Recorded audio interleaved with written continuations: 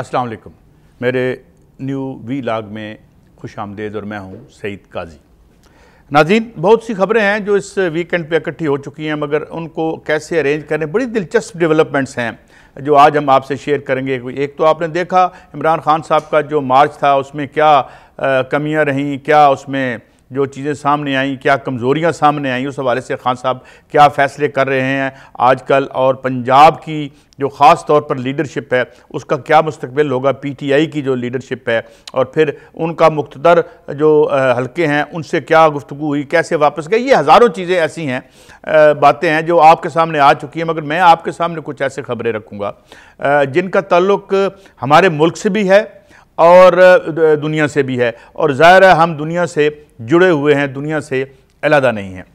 तो मैं खान साहब की जो स्ट्रेटजी में तब्दीली आ रही है इसको मैं आखिर में रखता हूँ, मगर एक ख़ास वाक़या जिसकी वजह से पाकिस्तान की सियासत में हलचल आई थी उसको मैं आज उसमें कुछ रोशनी डालूंगा, और उसमें जो बड़ी इंपॉर्टेंट डेवलपमेंट्स हुई हैं वो वाक़या क्या था। वो वाक़या था इमरान खान साहब का जो दौरा था यूक्रेन का, और जिससे सारी कंट्रोवर्सी डेवलप हुई, और ये बताया गया कि जनाब वो अपनी मर्ज़ी से चले गए थे, एस्टेब्लिशमेंट या कोई जो रियासत है उनके साथ एक पेज पे नहीं थे। इस कंट्रोवर्सी में हम नहीं जाते, मगर आज वो कॉन्फ्लिक्ट कहाँ खड़ी है और उस पर हम आज आपसे बात करेंगे, क्योंकि इसका बड़ा गहरा असर पड़ा। और फिर ये पता चला कि जनाब ये जो इमरान खान का वेस्ट के साथ एक मखासमत है जिसकी वजह से वो बिल्कुल हमें कोई रास्ता देने को तैयार नहीं है, कोई किसी तरह से वो IMF और वर्ल्ड बैंक के ज़रिए कोई रिलीफ देने को तैयार नहीं है। ये एक मफरूज़ा था, एक मफरूज़ा ख़ास तौर पर PTI के दोस्तों का ये मफरूज़ा था, या अबल के PM जो अपोजिशन थी उन लोगों का भी मफरूज़ा था कि जनाब इन लोगों को लाना बड़ा ज़रूरी है, क्योंकि ये आएंगे तो फिर हमारे ऊपर रहम करेगा IMF और वर्ल्ड बैंक। तो पहली बात तो ये कि रहम कोई नहीं हुआ, 30 रुपए की कीमत स्लैब हो गई है, अगली कीमत फिर स्लैब होगी, और ख़ुद वो अपने मुल्क में इंटरेस्ट रेट बढ़ा रहे हैं, तो यहाँ नीचे कैसे आएगा। तो एक तो ये मफरूज़ा गलत साबित हुआ कि जनाब जो महाजन है, जो साहूकार है, वो बड़ा लीथल होता है, वो अपनी बात भी मनवाता है, प्रॉपर्टी पे कब्जा भी करता है, आपका माल भी हथिया लेता है, और उससे रहम का जो एक रहम की ख्वाहिश जो है हमाकत के अलावा कुछ नहीं है। ये तो एक बात हमारे सामने आ गई कि IMF ने किसी चीज़ पे भी हमें कोई रिलीफ अभी तक नहीं दिया, और आइंदा भी वो हमें देता नज़र नहीं आता। अब आ जाते हैं यूक्रेन की पॉलिसी पे। नाज़रीन, पहले तो मैं आपको ये खबर दे दूं कि यूक्रेन दुनिया के 195 ममालिक में से 165 ममालिक ने मुखालफत की थी रूस के ऊपर जो है पाबंदियाँ लगाने की।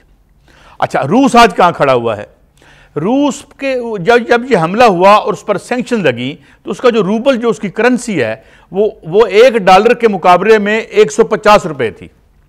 आज आपको हैरत होगी कि वो $1 60 रूबल का आ रहा है, पहले 150 रूबल का आ रहा था। गोया बज़ाहिर देखें तो उसकी तो इकॉनमी इसमें इंप्रूव कर ली है। अब सेकेंडली मैं दूसरी दो अहम खबरों की तरफ आता हूँ। दो अखबारों में आर्टिकल छपे हैं, एक न्यूयॉर्क टाइम्स में छपा है, एक टाइम मैगजीन में छपा है, और ये बड़े इन्फ्लुएंशियल उनके आर्गन्स हैं। इन्हें माउथ पीस कहते हैं अमेरिकन रूलिंग एलीट का, जिसमें उन्होंने ये तस्लीम कर लिया है टेसिटली कि ये यूक्रेन वाला जो हमारा ब्लंडर है ये हमें बर्बाद कर देगा, और इसकी वजह से जो कीमतों में इजाफा होगा और जो हो रहा है उसको वेस्ट बर्दाश्त नहीं कर सकेगा। इस मामले पे यूरोप की और अमेरिका की भी लड़ाई हो चुकी है, और लड़ाई से मुराद ये कि वो पाबंदियां लगी भी नहीं है। जो रूस ने कहा था कि जनाब आप मेरा तेल और मेरी गंदम खरीदें रूबल में, तो वो करना पड़ा, जिसकी वजह से रूबल स्ट्रेंथन हो गया।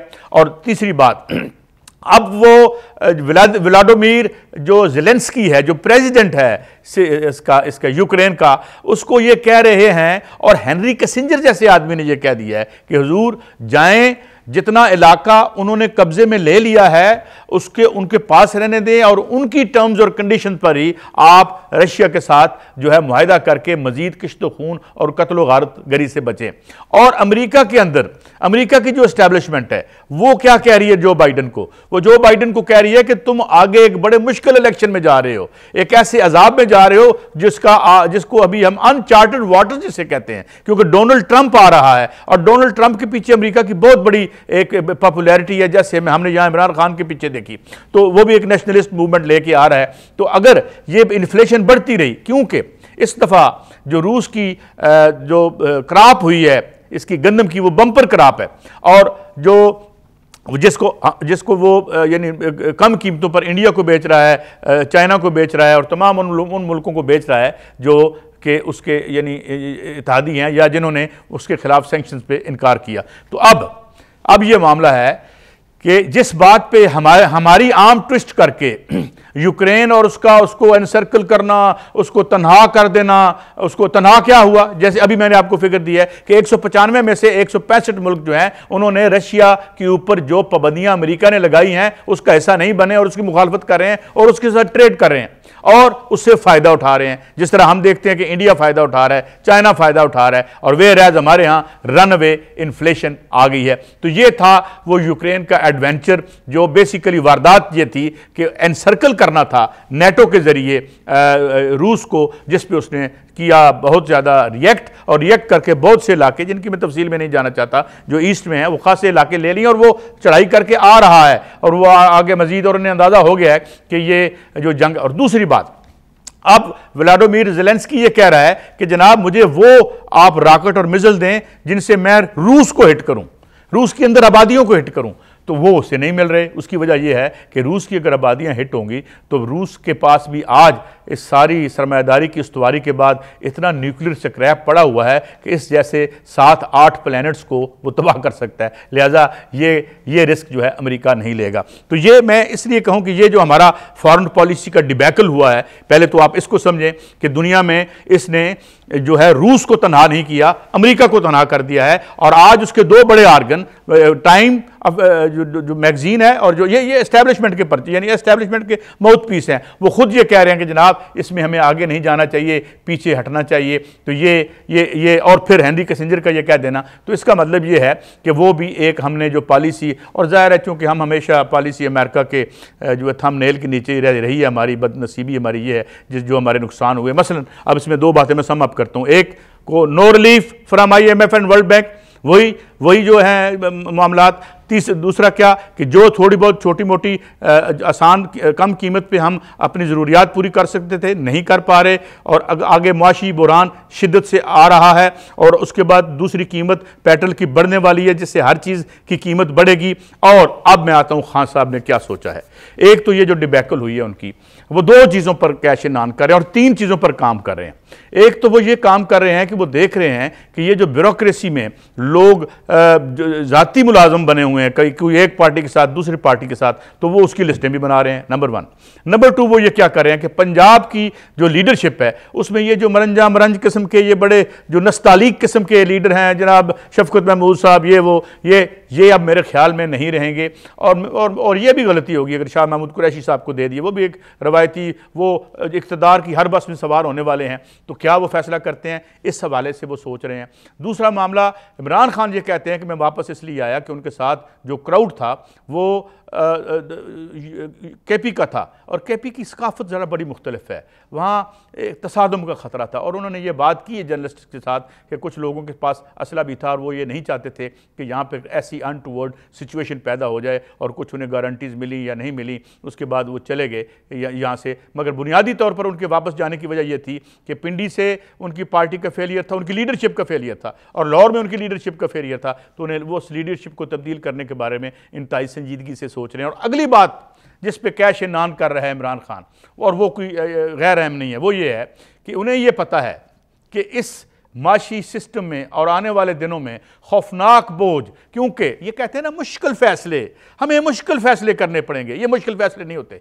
मुश्किल फैसला तो तब हो जब तुम अपनी जेब में से पैसे निकाल के दो। ये आसान फैसला होता है, मेरी जेब से पैसा निकालना, गरीब आदमी की जेब से पैसा निकालना, पेट्रोल की कीमत में इजाफा करना, बिजली की कीमत में इजाफा करना। ये आपकी तो बिजली फ्री है, आपका तो बिल हम देते हैं, आपका पेट्रोल हम देते हैं इस हुक्मरान तबके का, इस हुक्मरान तबके के रिहाइश की जो है वो हम पैसे देते हैं। तो मुश्किल फैसला कौन सा है? ये तो आसान फैसला है कि चुप करके पाकिस्तान की रियासत को चलाने का बिल जो है अवाम के हाथ में पकड़ा दो और खुद मौज मेला करो। तो खान साहब अब क्या सोच रहे हैं? रीथिंक करें अपनी स्ट्रेटजी को, नंबर 1। नंबर 2, वो ये देख रहे हैं कि जूं एक डिसकॉन्टेंट बढ़ेगी, एक माशी दबाव अवाम पर बढ़ेगा, तो यकीनन जो उसको अरेना में धकेल, ये सिस्टम, ये निज़ाम, ये कीमतें उसको इस सियासी मैदान में धकेलेंगी और उस मैदान में वो खड़े हैं। तो यहाँ पर वो अपनी सियासी स्ट्रेटजी को दोबारा से रीथिंक कर रहे हैं। लॉन्ग ड्रान बैटल है, मगर बिजली की तेज़ी से वाक़यात रूनुमा होंगे, क्योंकि हम एक ऐसे अहद में हैं कि जिस अहद में जब भी कभी सालों लगते थे वाक़यात को रूनुमा होने में, अब घंटों में हालात बदलते हैं। पहले 1 साल बाद तेल और पेट्रोल और बिजली की कीमत बदलती थी, अब 8-10 दिन से ज़्यादा नहीं लगते। तो इन मामलात में सियासत में बड़ी हलचल होगी, तेज़ी भी होगी। फ़ैसला भी उन्होंने कुछ नहीं किया, 6 तारीख को वो बताएंगे कि उन्होंने कब आना है और कब नहीं आना, लेकिन he is still in the battle and battle is not over. तो ये सिलसिला आगे चलेगा। हम इस दुआ के साथ इस ब्लॉग को ख़त्म करते हैं कि जो हो इस मुल्क और इस मुल्क के अवाम के लिए अच्छा हो, इस मुल्क के अवाम के लिए अच्छा हो, क्योंकि इस मुल्क की इशराफियत के लिए तो हमेशा सब कुछ अच्छा हुआ है, अवाम के लिए कुछ अच्छा नहीं हुआ। इसी दुआ के साथ आपसे इजाज़त चाहते हैं, अगले ब्लॉग में फिर मिलेंगे। अल्लाह हाफ़िज़।